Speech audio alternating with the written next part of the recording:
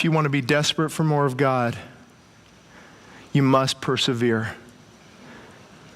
You must persevere. It says, seek God with all your heart. Seek him. That word in the Hebrew is bakash.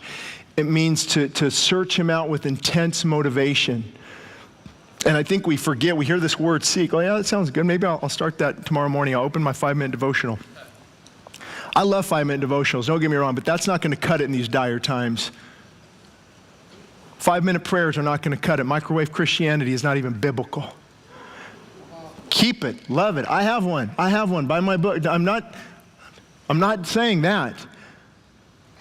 But in these dire times, do you know the enemy's coming after your children and your grandchildren? He's coming after you. Do you know I have a big 30-06 scope right here and here probably? He's on me. He wants to take us out. So perseverance and getting back up. If you fall, I don't care if you fall. I don't care if you're on your 3rd recovery home or your 5th marriage. Get back up and fight the battle. We have to persevere. I love what A.W. Tozer said. Life is a battleground, not a playground. Here's a quick word of advice I didn't give the first service. Dig into books such as A.W. Tozer or Prayer by E.M. Bounds or books by Leonard Ravenhill. Men of God, women of God that have come before us and you hunger for more of God. It's about feeding the mind on the things of God. Hebrews 12, 1-2, for this part of perseverance. The writer of Hebrews says, since we are surrounded by so great a cloud of witnesses, let us also lay aside every weight and the sin which clings so closely, and let us run with endurance the race that is set before us. This is key. Here's what I believe many people need to do. Remove the weight that is holding you back. What is that? Are there relationships that are holding you back? Are there habits that are holding back? remove the sin, remove the stuff that is holding us back, and fight the good fight. Move forward, run with endurance. Listen, we need to remind each other, you need to fight for your marriage. You need to fight for your relationship with the Lord. You need to fight for your children. How do we fight, Shane? You fight on your knees. This is how I go to battle. I don't know about you, but I go to battle with worship.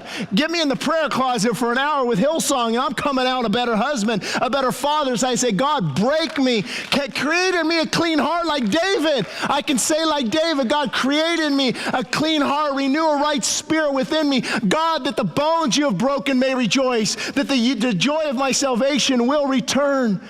See, it's a crying out. It's a humbling of self.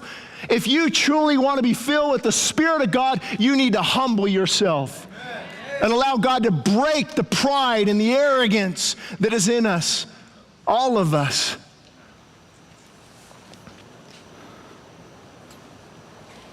I love to read about revivals and awakenings, in case you haven't noticed.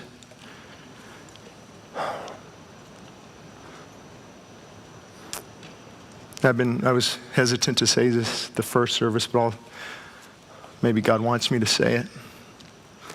And I'm talking about all churches, even where I pastor. Most people have never witnessed a powerful move of God. They've heard about them. But they've never witnessed a powerful move of God. I read revival books and I put the book down, I begin weeping. When the Spirit of God comes in so thick, the people are left up front for an hour or two praying. Bars are closed down. Marriages are restored. People fall on their face before God, even at home. They don't know what it is. It's the power of God moving. And when we revival, that's our only hope. I'll just tell you right now, America, the Titanic has been hit. We're taking on water. The only hope is a powerful move of God's Spirit. Lukewarm, comfortable Christianity is not going to get us through in these dire times. We have to be infused by the power of God. So a few weeks, I don't know, maybe a few months ago now, I've shared this story at Westside Christian Fellowship of a man, decades after this revival had ended, I believe it was a New Hebrides revival in Welsh, off the islands of Scotland, and they asked him, tell us about that revival. What happened when God was moving? When hundreds are getting saved a day. I mean, God's moving. The bars are closed down. The police aren't busy. What happened? And the old man sat up in his chair. His eyes were like flames of fire. It was blazing at the man. He looked at him and he said, when you lay hold of God, when you lay hold of God, he said, never, never, never, never let go. When you lay hold of God, never let go.